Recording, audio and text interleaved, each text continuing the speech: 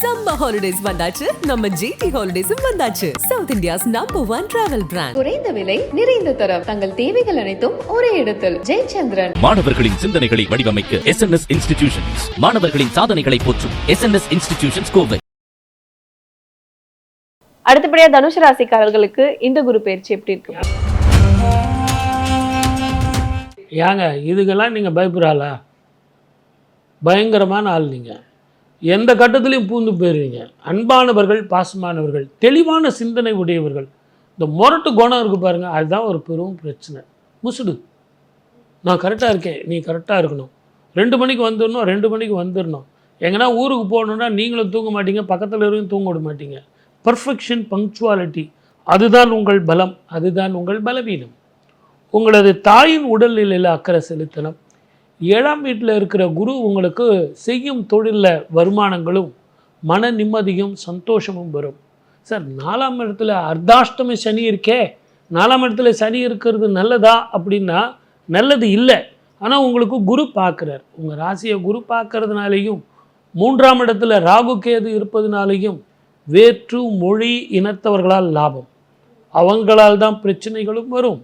ஆகவே document sign பண்ணுறது, agreement போடுறது, இதெல்லாம் கொஞ்சம் நிதானமாக பண்ணுங்கள்.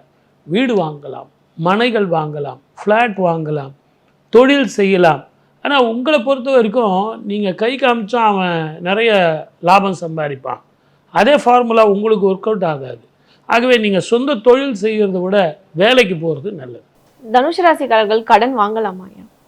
கடன் வாங்கலாம், அதை திருப்பி கொடுக்குற வரைக்கும் தூங்க மாட்டிங்களா? ஏன்னா ஒரு வேலைன்னு உங்கள்கிட்ட கொடுத்துட்டீங்கன்னு வச்சிங்களேன், வேலை கொடுத்தவொடனே தூங்க விட மாட்டீங்க.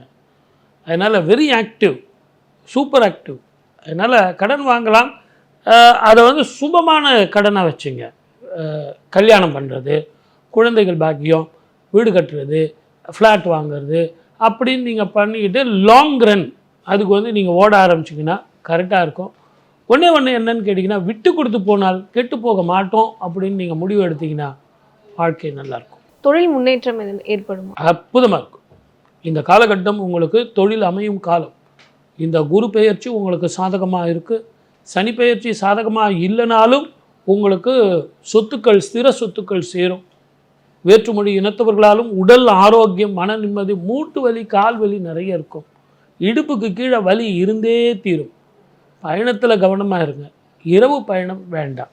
முடிஞ்ச வரைக்கும் 2 வீலரில் 3 பேர் போகிறது, காரை நானே ஓட்டிகிட்டு போகிறேன் சார், இரவில் நான் ட்ராவலிங் பண்ணுறேன், ஏன்னா டிராஃபிக் கொஞ்சம் கம்மியாக இருக்கும், அதெல்லாம் விட்டுருங்க, வேண்டாம். டிரைவரை போட்டு போங்க, இல்லைன்னா ஆட்டோ எடுத்துகிட்டு போங்க. இவங்களுக்கான பரிகாரங்கள் ஒன்று தான். இவங்க ஜாதகத்தில் திருப்பதிக்கு போயிட்டு வரணும். எத்தனை முறை இவங்க திருப்பதி போயிட்டு வராங்களோ அத்தனை முறை இவங்க வாழ்க்கையில் ஜெயிக்கலாம். அங்கே ஆஞ்சநேய சுவாமி சன்னதி இருக்குது. அந்த சுவாமிக்கு பேர் என்ன தெரியுங்களா? பேடி ஆஞ்சநேய சுவாமின்னு பேர். என்ன அர்த்தம் அப்படின்னு கேட்டிங்கன்னா, ரொம்ப பவ்யமாக இருப்பார் சுவாமி. எதிரில் இருப்பார். சுவாமியினுடைய நேர மூல கருவறைக்கு ஏற்ற மாதிரி பேடி ஆஞ்சநேய சுவாமி தரிசனம். அங்கேருந்து பார்த்தீங்கன்னா உங்களுக்கு மூல கருவறை நல்லா தெரியும். அப்படிப்பட்ட அந்த பேடி ஆஞ்சநேய சுவாமி என்னென்னா ரொம்ப பணிவானவர்னு அர்த்தம். பேடி ஆஞ்சநேயர்னால் ரொம்ப பணிவானவர், அவர்கிட்ட எது கேட்டாலும் கிடைக்கும். ஆகவே அந்த கோவிலுக்கு போயிட்டு மாவிளக்கு ஏற்றி வழிபட்டு, அந்த மாவிளக்கு தீபம், நெய் தீபம் போட்டு சுவாமிக்கு நெய்வேத்தியம் பண்ணி, உங்களால் முடிஞ்ச வரைக்கும் எல்லாருக்கும் பழங்கள் தானம் பண்ணணும். கொய்யாப்பழம், வாழைப்பழம் அப்படின்னு பழங்கள் தானம் செஞ்சிங்கன்னா உங்கள் ஆரோக்கியம், நல்ல உத்தியோகம், திருமண வாழ்க்கை, குழந்தை பாக்கியம், உடல் ஆரோக்கியம், மன நிம்மதி, சந்தோஷம், இது அத்தனையும் சேரும். விசேஷ நாட்கள் அந்த மாதிரி எதனா போகணுமா? இந்த நாட்களில் போனால் ரொம்ப உகந்தது. அந்த மாதிரி திங்கக்கிழமை போகிறது ரொம்ப ரொம்ப நல்ல பலனை கொடுக்கும். அதே மாதிரி பௌர்ணமியில் போகிறது நல்ல பலனை கொடுக்கும். அமாவாசையில் போயிட்டு நான் சொல்கிறத செஞ்சிங்கன்னா அற்புதமான பலனை கொடுக்கும். தாயினுடைய உடல்நிலையில் ரொம்ப அக்கறை வேணும். மருத்துவ செலவு இருக்கும். நான் கை மருந்து பார்த்தேன் அப்படின்லாம் அதெல்லாம் வேண்டாம். எதுவாக இருந்தாலும் டாக்டர் என்ன சொல்கிறாரோ அதை செய்யுங்க.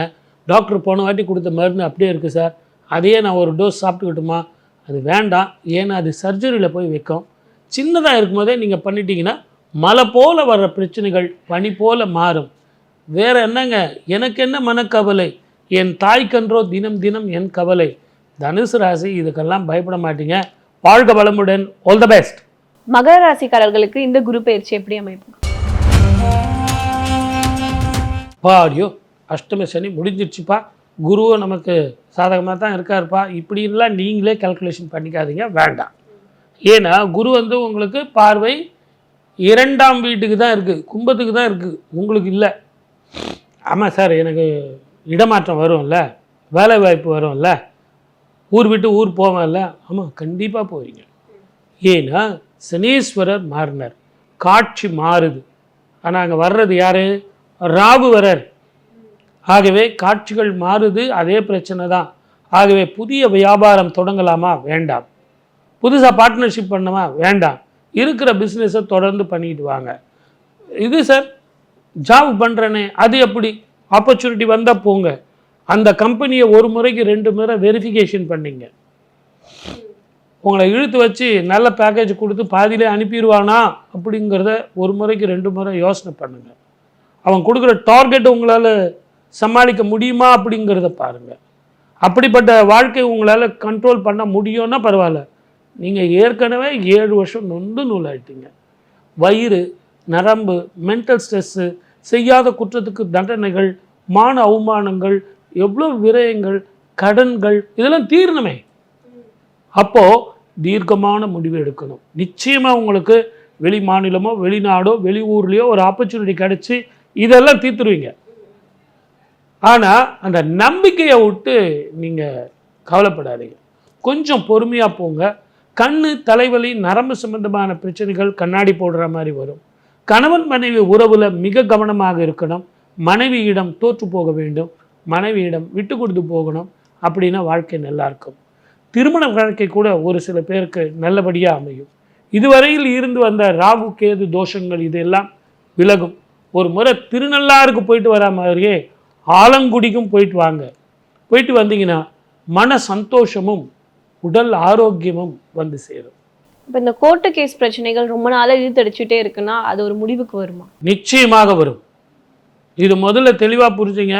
ஸ்திர சொத்துக்கள் அது மட்டும் இல்லை, அவன் கொடுக்குற தீர்ப்பு திறமான தீர்ப்பாக இருக்கும். அதாவது அதுதான் ஃபைனல் வெர்டிக்ட். நீங்கள் அது சுப்ரீம் கோர்ட்டுன்னு வச்சிங்களேன், அதுக்கப்புறம் போக முடியாது. அப்படிப்பட்ட ஒரு தீர்ப்பாக இருக்கும். ஈவன் நீங்கள் பஞ்சாயத்து பண்ணிங்கன்னா கூட அவர் சொன்ன பிறகு மாற்றிக்க முடியாதுங்க. அப்படிப்பட்டவர் வந்து உங்களுக்கு ஒரு தெளிவான வாழ்க்கையை கொடுப்பார்.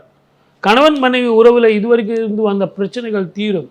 குடும்பத்தில் குழந்தைங்க எல்லாருக்கும் உள்ள பிரச்சனைகள்லாம் தீரும். எல்லாரும் ஒற்றுமையாக சேர்ந்து சாப்பிடலாம், சேர்ந்து வாழலாம். இவங்களுக்கு ஒரு பொன்னான காலம். ஆனால் கவனமாக இருக்கணும். இப்போ ஒரு பிஸ்னஸ் பண்ணுறாங்க அப்படின்னா அதில் லாபங்கள் அதிகரிக்குமா இல்லை எப்படி இருக்கும்? இவங்களை பொறுத்த வரைக்கும் இந்த 1 வருஷம் வந்து அதே லாபம்தான் மெயின்டைன் ஆகும்.